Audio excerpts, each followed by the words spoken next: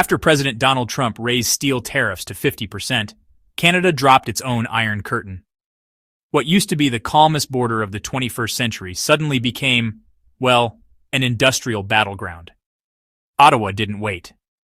The moment U.S. tariffs on steel and aluminum jumped from 25% to 50%, Canada matched it with automatic retaliatory tariffs. Ships are being redirected at the Port of Vancouver. Detroit's factories are scrambling for inputs. And all eyes are on July 16th, Judgment Day in this battle over metal.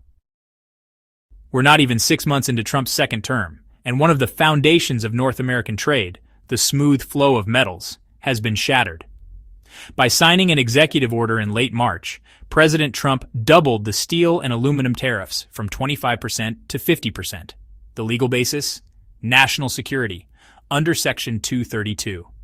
But this time, the move wasn't just aimed at rivals like China or Iran, it hit close allies too. NATO partner Canada, G7 members, and USMCA neighbor Mexico. At the signing, Trump declared, "Strong trade means a strong military. Weak steel equals weak borders." Most lawmakers were caught off guard. The dollar index shot up by over 1%. Metal futures in Chicago hit upper limits. And supply chain planners from Detroit to Windsor scrambled to revise their procurement schedules. Canada wasted no time. Political shockwaves rippled through Ottawa. When Prime Minister Mark Carney appeared before Parliament, he used a phrase never before heard in official settings: a single Canadian economy. It was a subtle but powerful shift. Since the 90s, Canada had promoted North American integration. Now it was signaling a pivot. Carney said, "The U.S. move is global in nature, so we'll respond in a way that protects our national interest without harming global stability." The next morning, the official Gazette published a new framework. Using emergency powers in the Canadian Customs Tariff Act, the government announced 25% tariffs on U.S. steel and aluminum. These would rise gradually, starting July 21st. But the real innovation? The tariff rate wouldn't be fixed. It would automatically adjust in line with progress, or lack thereof, in Canada-U.S. trade and security negotiations. This dynamic system hadn't been used since the early 90s. Canada no longer had to wait for cabinet decisions. Every twist in negotiations would be reflected in real time. Industry Minister François-Philippe Champagne expanded the retaliation with, two more tools: a public procurement filter and a strategic quota system. First, all federally funded infrastructure projects, from Navy ship upgrades to prairie rail lines, would prioritize steel and aluminum sourced from Canadian producers. Foreign suppliers could still bid, but they'd have to declare where every ounce of metal was melted and cast. U.S. firms lost their equal footing unless they moved production north. Second, origin-based quotas were introduced for billets, plates, profiles, and aluminum ingots, retroactive to January 1st, 2025. Goods sitting in ports like Vancouver or St. John were now subject to rejection if they didn't meet the rules.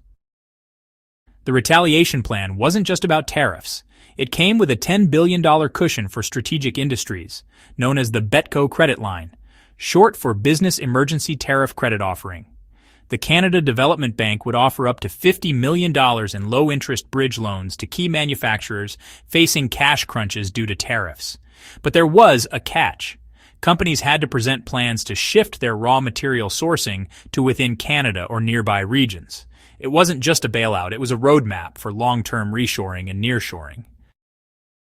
To manage this shift, Ottawa launched 5 sector action tables covering steel, aluminum, automotive, heavy machinery, and infrastructure. These weekly forums included government officials, unions, business leaders, and industry groups. They reviewed export data, capacity reports, and price movements. If needed, they issued immediate recommendations to adjust tariffs. It resembled the emergency task forces of the pandemic, but this time, the target was the industrial supply chain. Washington called Canada's countermeasures unreasonable and hostile. The United States Trade Representative threatened to bring Canada before the WTO, but, U.S. manufacturers weren't fully backing the administration. Michigan's steel industry warned of serious disruption to the auto supply chain. The Aluminum Association reminded the White House that high-performance components for Boeing and SpaceX often came from Canada. The Trump administration floated the idea of exemptions for domestic manufacturers, but Ottawa stood firm. No easing tariffs until an exemption list was formally released. Behind closed doors at the G7 summit in Alberta, tensions reportedly flared between Trump and Carney. But in the end, a 30-day negotiation window was agreed, with a progress review set for July 16th and a final decision by July 30th. That calendar reshaped global pricing. Cleveland's July FOB hot-rolled coil prices soared to record highs. Traders began stockpiling in anticipation of tariff changes.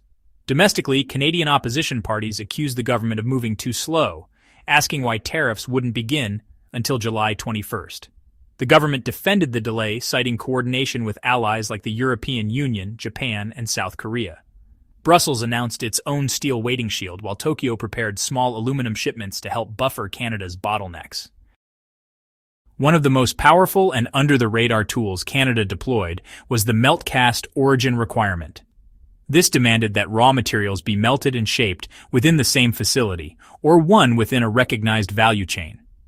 No more shaping cheap Chinese steel in Mexico and labeling it made in the USA before selling to Canada. Customs declarations now require dual traceability documents and chemical analysis for each step in the supply chain. Without it, no importer assurance certificate would be issued. The CBSA gained sweeping insight into supply chain operations. Some called it legalized economic surveillance.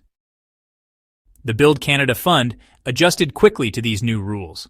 It added a domestic metal usage ratio to its project criteria.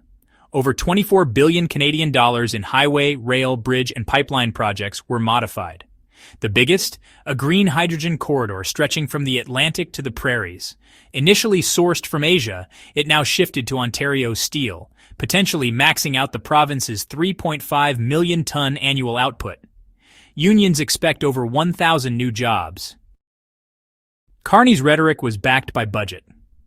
Canada's defense spending rose to 2.8% of GDP, with a third of that earmarked for buying Canadian metals.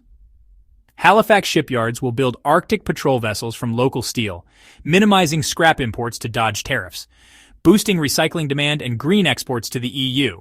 Meanwhile, a carefully measured exemption program, nicknamed Bullgate, was launched.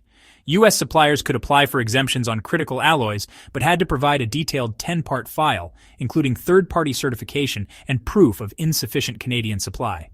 Montreal factories began upgrading with German tech to locally produce aircraft-grade alloys, backed by low-interest loans from Export Development Canada. The EU condemned Trump's tariffs as WTO violations. But instead of retaliating, Brussels worked on a coordinated defense fund. In Germany, the steel lobby praised Canada's speed and criticized Europe's sluggish response.